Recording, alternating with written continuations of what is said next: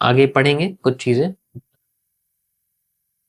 Same चीज यहां पर आप देखोगे, यहां पर सबसे पावरफुल इंटरनल कैंडल मतलब रिवर्सल कैंडल कौन सी है, उसके बाद स्ट्रॉन्ग सप्लाई है, so you will not get any retesting here और रिवर्सल हियर। यहां पर रिवर्सल आ जाए तो मैं पढ़ाना छोड़ दूंगा, समझ आया? तो this is the main thing. Same चीज, जो स्ट्रॉन्ग सप्लाई क्रिएट होती है, जो स्ट्रॉन्ग डिमांड क्रिएट होती है, they will never create retesting there. वहां पर मार्केट कभी रीटेस्टिंग नहीं देती है, वो ब्रेक करती है उसको, या तो उठती रहती है या गिरती है। But we have to find out कि क्या वहां पर हमें स्ट्रॉन्ग सप्लाई स्ट्रॉन्ग डिमांड दिख रही है या नहीं दिख रही है, क्या उसके बाद मार्केट ने स्ट्रॉन्ग मूव दिया है नहीं दिया। The main thing is this. Okay, बहुत ही रेयर केस होते हैं जिनमें रिटेस्टिंग आ जाती है, टच करके रिवर्स हो जाती है। मतलब अगर मैंने बनाई है ये स्ट्रक्चर और मार्केट यहाँ गई थी और फिर यहाँ आई है, तो इस पे टच करके रिवर्स कर जाती है। लेकिन जब रिवर्स करती है ना, you have to measure the same supply जो आपने यहाँ से किया है, दैट्स इट। तब एग्जैक्ट सप्लाई आती है, बिल्कुल। अगर यहाँ एग्जांपल मैं आपको दिखाता हूँ, बढ़िया आपको देखने को मिलेगा। ये देखो, ये देखो, यहाँ मुझे लग रहा है जो सप्लाई है। ओके, सो इस पूरे के पूरे सप्लाई जोन पे जो one of the most powerful candle जिसके बाद पूरी की पूरी सप्लाई में देखने को मिली, that is this inverted candle. इसका मतलब यहाँ पर मार्केट ने या तो फेल करनी चाहिए, बहुत रेयर है, यहाँ रुकनी नहीं चाहिए। अगर रुक गई तो रिवर्स कर जाएगी। You can see it is reverse from here. अब रिवर्स हुई तो अब मैंने क्या बोला, जितनी सप्लाई पीछे थी उतनी सप्लाई मार्केट लाने की कोशिश करी। If we can see the supply from here, यहाँ से हम लोग ये सप्लाई अगर यूज करें यहाँ से यहाँ तक, then we can use the same supply up to here. Exact, if you use the reversal area यहाँ से यहाँ तक पूरा मूव। अब ये चीज क्या कहलाती है, ये चीज कहलाती है कि जहां रिवर्सल एरिया जिस की लेवल से या जिस टॉप से या जिस बॉटम से मार्केट में मूव आया है, that candle is called a block. और उसी ब्लॉक को हम लोग यूज करते हैं फेल करने के लिए। उसके साथ ये बहुत रेयर है कि ये नीचे टच करके नीचे गिर रही है, ऐसा होता नहीं हर बार। ठीक है, so we have to remove this. हमें इसके साथ नहीं चलना, हमें वेट करना है इसको फेल करे और इसके ऊपर ही टेस्टिंग दे। वो हम लोग आगे पढ़ेंगे जब टेस्टिंग रिवर्सल्स के बारे में जानेंगे। ठीक है, that is the main thing. अब देखो इतना बड़ा मूव आया, ये किस कैंडल से आया, ये पता करना पड़ेगा। ये जिस कैंडल से आया वहां मार्केट रुकने की नहीं है। बस टाइम फ्रेम आप देखो, कैंडल बहुत छोटी है तो आपको टाइम फ्रेम बड़ा करना पड़ेगा ताकि एक ही कैंडल आपको दिखने को मिले। ये नहीं कि आप बहुत सारी कैंडल यहां देखो। समझ आया? Correct. That is how a reversal works.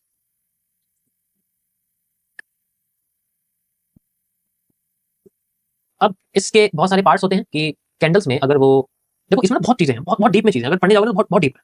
ठीक है, अगर मैं बोलूं आपसे कि भाई अगर मैं इस जोन का यूज करता हूं तो why we have to use this zone for this, क्यों? अगर मैं इस जोन का यूज करता हूं तो why we have to use this zone for this. Body का कोई मतलब ही नहीं है। इसके बहुत तरीके हैं, वो पिछले ट्रेंड के डिपेंड करते हैं। जो ट्रेंड आ रहा है इस पे रीटेस्ट करने के लिए या फिर इसे फेल करने के लिए, उसका जो एक वॉल्यूम है या उसका जो शेप है, ठीक है, वो कैसा है, क्या वो स्लो मूवमेंट है?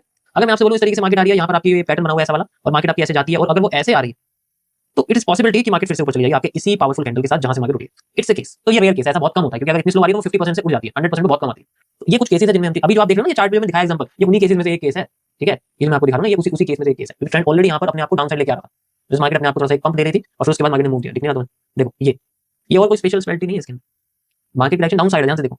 तो वो अपना कुछ बचा हुआ मूव देने की कोशिश कर रही है, जो कि थोड़ा ऊपर की साइड जा रहा है। ऑलरेडी वो डाउन ही आ रही है, तो डिमांड वो आधी होने की कोशिश कर रही है। ठीक है, तो इसमें ज्यादा जितना डीप में जाओगे उतना पागल होगी, सर बताओ। इसे जितना सिंपल रखोगे उतना अच्छा रहेगा। अब बात करते हैं कि why this zone is important, and यहाँ पर हमें स्पेसिफिकली किस चीज का सबसे ज्यादा यूज करना पड़ सकता है अकॉर्डिंग टू दिस। सो जो ये ग्रीन एरिया होता है कैंडल का, अभी मैं यहाँ पर आपको हैमर के बेसिस पे समझा रहा हूँ, दिस इज हैमर। ठीक है, जो आपको बॉटम पे बना हुआ है। तो हम लोग पहले इस जोन की बात करते हैं। ठीक है, ये जोन क्या होता है? अगर मैं आपको इसे स्ट्रक्चर में कन्वर्ट करूं, वैसे मैं स्ट्रक्चर के बारे में नहीं बता रहा हूं, बट फिर भी अगर आप इसको स्ट्रक्चर में कन्वर्ट करोगे, then you have a structure like this in a smaller time frame. इसके कई सारे एक्सपेक्टेशंस हो सकती हैं कि जैसे एक मार्केट है, वो नीचे आती है, फिर वो ऊपर जाती है, फिर वो दोबारा से नीचे भी आ सकती है, फिर वो दोबारा ऊपर जा सकती है, और फिर वो दोबारा यहाँ क्लोज कर सकती है। That is how a hammer made. अगर आप इसको देखोगे तो इसी तरीके से होता है। दूसरा स्ट्रक्चर ऐसा हो सकता है कि पहले मार्केट नीचे आती है, नीचे की साइड आती है, फिर ऊपर जाती है, विक बन जाती है सेल और बाई के साथ। उसके बाद अगली जब मार्केट जैसे ऊपर जाती है तो फिर वो यहाँ क्लोज कर देती है। That is how. और इसके बीच के गैप में बॉडी रह जाती है और ऊपर और नीचे विक बन जाती है। ये सुनो, समझ आया कैसे बनता है? ये है तो उसकी दो पॉसिबिलिटीज हैं जो इसके अंदर बनती हैं। वी कैन से मेरे हिसाब से जो बेस्ट है वो ये स्ट्रक्चर होता है। ठीक है, ये वाला, क्योंकि अगर ये है देन इसके बाद आपको एक और मूव देखने को मिलेगा। It is how we wait for a engulfing. जब तक हमारे बाद एंगल्फिंग का वेट करते हैं, but if we have hammer confirmation then we can also use the move. Correct. तो यहाँ इसके इंडिपेंडेंट, इसके इंटरनल इस तरीके से। अब ये जो जोन आपका बना है, यही मैंने ग्रीन जोन यहाँ मार्क किया। ये जो जोन आपका बना है, ये मैंने आपका रेड जोन मार्क किया। ठीक है, अब इसको सॉल्व कैसे करें? इफ यू अंडरस्टैंड एफएमएफआर, इसको इजीली सॉल्व कर लोगे। If you understand FMFR you can easily solve. ठीक है, उसके लिए मुझे फिर थोड़ा सा स्ट्रक्चर एनालिसिस में जाना पड़ेगा। Got it? तो हम लोग और डीप में पढ़ेंगे, लेकिन इसके पहले मैं आपको थोड़ा सा स्ट्रक्चर बताऊंगा नेक्स्ट टॉपिक्स में कि क्या क्या चीजें हम यूज करते हैं for reversal area. Okay, and कैसे हमारे को रिजल्ट अच्छे खासे मिलते हैं अकॉर्डिंग टू दीज 1%। ये बहुत इंपॉर्टेंट है।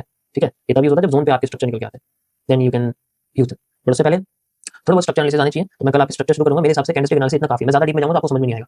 ठीक है, इतना काफी है फिलहाल के लिए, क्योंकि कुछ चीजें हैं जैसे इंडिकेटर्स वगैरह यूज करने पड़ते हैं for measuring the footprints also, और प्रोफाइल। बट वो यूज करना बेकार है, क्योंकि मैं खुद यूज नहीं करता, लेकिन पता है मुझे, बताना बेकार है। जब मैं खुद यूज नहीं करता तो उसको मैं क्यों बताऊं? Okay, correct, perfect. सो आज के लिए इतना गाइस। बाकी हम लोग एक बार चार्ट देख लेते हैं। नीचे जा रहा है ये भी, एंड ये भी।